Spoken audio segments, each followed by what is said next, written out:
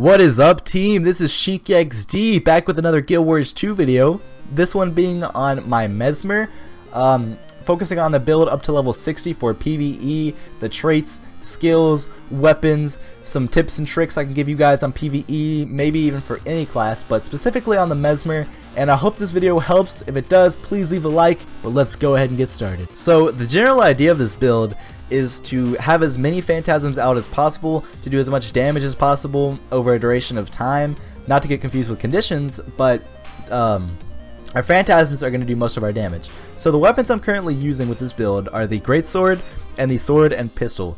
Now the reason being, with the Pistol offhand ability, you have the Phantasmal Duelist, which is the second most powerful Phantasm for the Mesmer. I think it's next to the Focus Phantasm, which is a stationary one, so we're not going to worry about that right now. I'll talk about that later.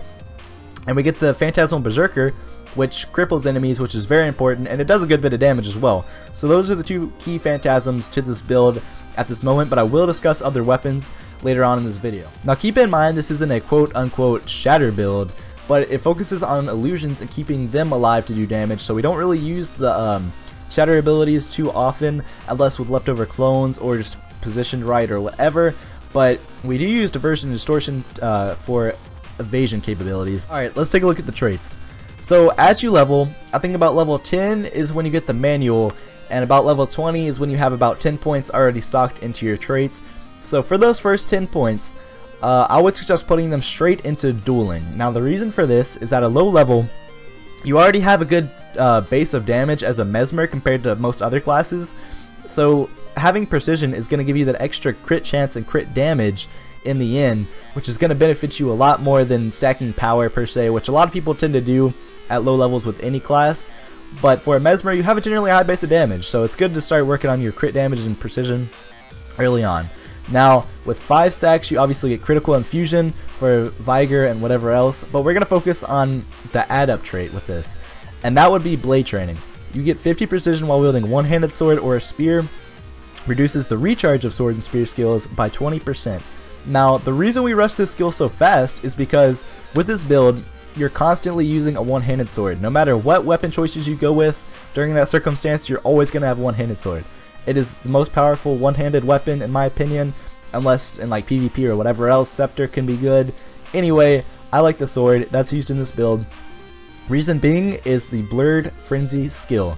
Now this skill attacks 8 times, you evade attacks while you're doing it. It's similar to the Warrior's Greatsword ability, I don't remember what it's called actually, but it's similar to that, but you evade attacks while doing it, and it does a ton of damage. So having more precision for your sword, first of all, is going to be helpful for crits, but on top of that, it reduces the recharge by 20%. So having this ability up as much as possible is going to increase your DPS by a lot. So that's an important aspect. So for the next 10 points that you get, I think around level 30, you're going to put those straight into Inspiration. Now obviously that gives you some vitality and healing power to help you out there, which is pretty helpful. But at 5 you get Vengeful Images, which grants retaliation to Phantasm. This condition is actually a lot more helpful than you could imagine. So anyway, we're going to focus on the 10 trait, which is Persisting Images, which Phantasms gain 20% more health.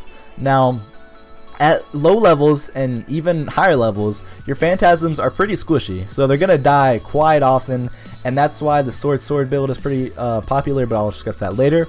But your Phantasms do tend to die very quickly at a low level, and that's what actually turned me off from making a Mesmer when playing him at a low level, is my Phantasms would die way too quickly before they would actually put out damage, and I was just like, I dreaded it.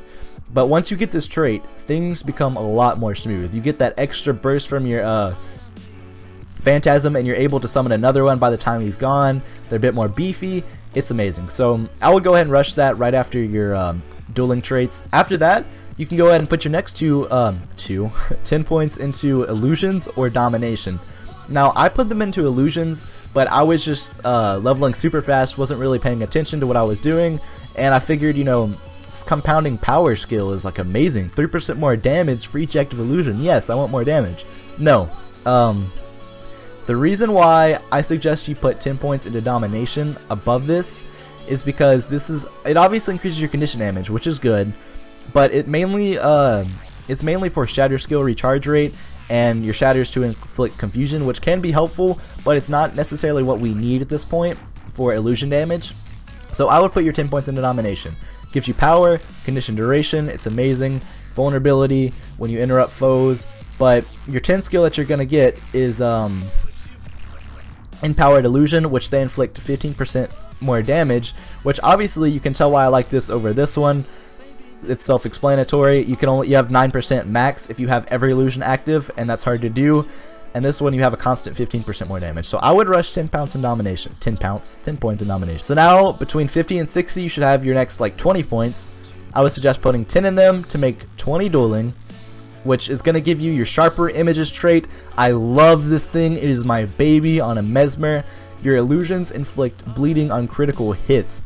Now you'll have a super high crit rate as you build more precision with your gear and whatnot. As you go up, and with 20 dueling, you'll have a high crit rate, and your Duelist Phantasm, which is the one I currently use, hits 8 times. That's 8 chances in a burst of fire that it has to crit and cause a stack of bleeding. And your Berserker Phantasm hits 4 times each of those. Yeah, so it's amazing because with your high percentage of crit chance, you inflict tons of bleeds. I actually catch myself stacking from 15 to 20 constantly when I'm not even focusing on condition damage. I'm just trying to do damage with my Phantasms themselves. So it helps so much to add those stacks of bleeding when you're not even trying to. I love it. Now with your 20, you're going to get Deceptive Evasion, create a clone at your current position when you dodge. Whenever you summon your 2 Phantasms, your Duelist and your Berserker, you'll have 1 free slot, obviously, and you can fill that in with Mirror Blade, which summons a clone, or Illusionary Leap, obviously. But if you want to dodge to create the clone, that's perfectly fine. A lot of people do that, but save your dodges to evade because you are a squishy class. Keep that in mind if you're coming from playing a warrior or something else like a guardian. This skill is very helpful in taking hits for you. For example, if something is targeting you like a boss and you evade, it creates a clone there, and it acts as a meat shield, and it'll end up attacking that clone and killing it. So that's a very important trait. Now those next 10 points that you get going to 60, you're going to put in Illusions, which you already put 10 in Domination instead, and you put the last 10 into Illusions, which, yeah, this stuff isn't that important, but the 9% more damage, yeah, it's going to help your illusion damage that much more. So that's a wrap for the traits. I hope you guys enjoyed this build so far. Let's go ahead and discuss some more stuff. Now as for gear goes, as you level, you may see that all of my gear is first of all rare. It's not from a dungeon, and it's all strong. Now this is what I want to go ahead and talk about, is as you level up, as you're PvEing, leveling up a new character, you get tons of quote-unquote, not necessarily trash items, but you get tons of rares, tons of masterwork items that you're not going to actually use yourself. And with those, don't make the mistake of selling them to an NPC, because look at this. This sells for 66 copper. If you just take the time, go to Black Lion Trading Company, sell on Trading Post, what was it, these? You can sell these for 1 silver and 79 copper. And a little trick here is to obviously take 1 copper away, and yours will appear first on the list. Very important.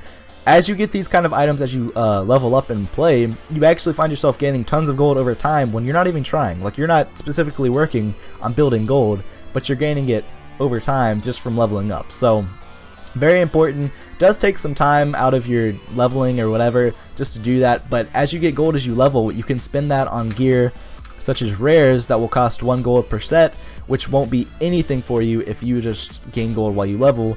And I've actually gained 24 gold as I've been leveling up to 58, and that's all from this character himself. So, and I actually have 2 gold from last night just running a dungeon out of those items. So that's very important, and that'll pay for another set of rare items as you go. Now, you want to focus on getting strong items. That gives you power and precision. I think about level 60 or 65 you can get Berserkers, but we're not focused on that right now. But you're going to try and get strong items, which you buy from the Black Lion Trading Post. You're not going to find your items because you have the gold to buy them with, because you sell your stuff as you level.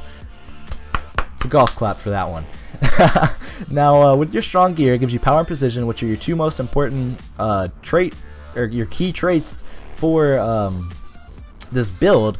because you have crit chance for those bleeds that do tons of damage, and those crits with your Phantasms. You're just going to be DPSing the mess out of anything and everything you see, whether it's a fly or a frog or a deadly dragon. You're going to kill it in like 10 shots with this thing. Yeah, so very important. Now, as for runes and sigils go, it's really up to you to decide that, but for example, what I'm using with mine, level 39 you unlock major runes, which I went with Rune of the Mesmer, and then I just found some strength rune and Lissa rune for precision and power, so I basically just got all runes for precision and power. But up until level 39, you can just mix and match a bunch of runes that give you power and or precision if you want it, but just get a bunch of 15 or 10 power runes and mix and match them so that all your gear gives you 10 power.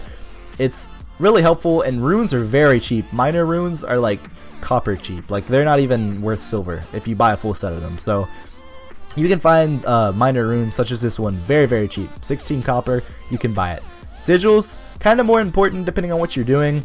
For example, if you're roaming and exploring in the world, I would go with Sigil of Bloodlust to give you power each time you kill a foe. It max 25 times, and it ends whenever you go down. It's very important when you're exploring the world because you can get 25 kills like nothing, and it gives you extra power, so why not? And if that's a two-handed weapon, and I actually picked up Sigil of Bloodlust on my other set of weapons because you can constantly stack it no matter what weapon you're equipping, because you can only stack it if you kill something with that weapon itself. So I stacked it with both of them, so no matter which weapon set I'm using, I will still stack that power. It's very helpful. Now for my pistol, I have a 20% chance on critical to trigger a Flame Blast for AoE damage, the Sigil of Fire. I prefer this one because in PvE you're fighting big groups of enemies. Mesmers don't have too many AoE capabilities, but in my case actually, while using a greatsword, you can do a good bit of AoE, and your Blurred Frenzy can as well.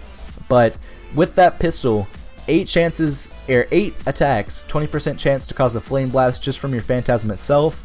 8 attacks from this. Your auto attacks, there's so many chances, does extra AoE damage, why not? You can pick up any sigils you want. This is my preferred set of sigils around level 39 when you get your major ones. As for weapons, I've already talked about using a greatsword, sword, and pistol, but there are other weapon combinations depending on what you're doing. So, for example, if you're just roaming around in the world, PvEing and exploring and whatnot, this is a good set to have because this will pack the most amount of damage for you because of Blurred Frenzy and your duelists. But the greatsword is used for AoE and the cripple ability. So when you cripple enemies, obviously you can kite them to death and you're safe. Used for survivability, you do tons of damage. It's ranged as well. Very important. You can knock things away from you. Nothing can touch you if you use a greatsword. So that's a very important aspect of that, and it does tons of damage. Now, if you're running dungeons, some mobs, depending on if you're stacking or whatever you're doing in dungeons, the focus is actually a pretty powerful weapon as well to use with your set because of the, first of all, it's speed buff and the cripple that you can use, and second of all, Phantasmal Warden, which actually does the most amount of damage. I think it's the strongest Phantasm, but it's on the longest cooldown.